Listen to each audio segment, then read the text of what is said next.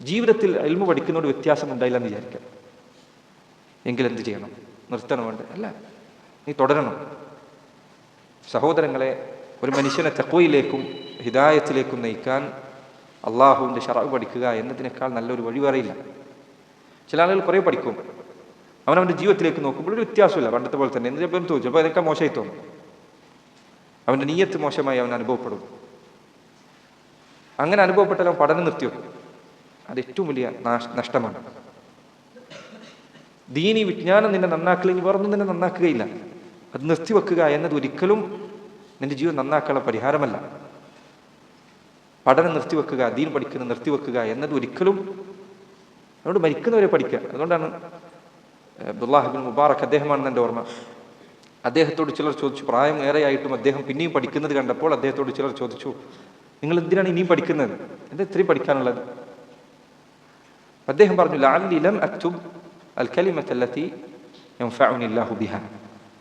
അള്ളാഹു എനിക്ക് പ്രയോജനം നൽകാൻ ഉദ്ദേശിക്കുന്ന ഒരു വിജ്ഞാനം അത് ചിലപ്പോൾ ഞാൻ ഇപ്പോഴും എഴുതിയെടുത്തിട്ടുണ്ടായിരിക്കുകയില്ല.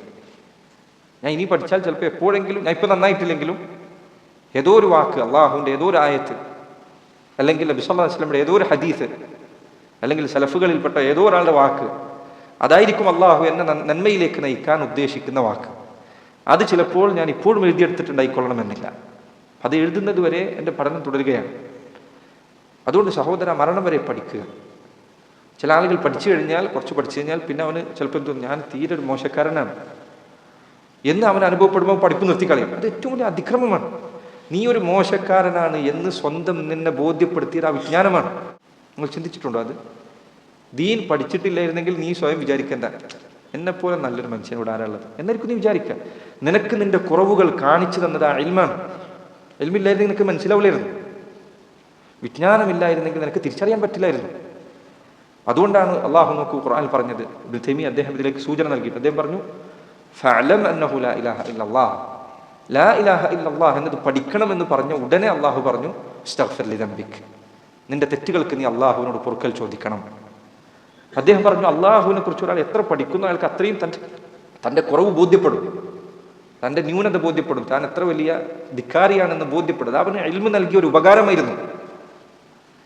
പക്ഷെ ചില ആൾക്കാർ പഠിക്കുന്നതനുസരിച്ചിട്ട്, അള്ളാഹ് നമ്മൾ ഇത്രയൊന്നും ചെയ്യുന്നില്ല, ഞാൻ ഇത്രയും ഒരു മോശക്കാരനാണ്, ഇനിയും പഠിച്ചു കഴിഞ്ഞാൽ ഇനി ഞാൻ മോശക്കാരനാവും എന്ന് വിചാരിച്ച് നിർത്തണം ചെയ്യാം. പിന്നെ നീ ഇനി എവിടെ പോയിട്ടാണ് നന്നാവുന്നത്? ദീൻ പഠിക്കുന്നത് ഒരിക്കലും അവസാനിപ്പിക്കരുത്.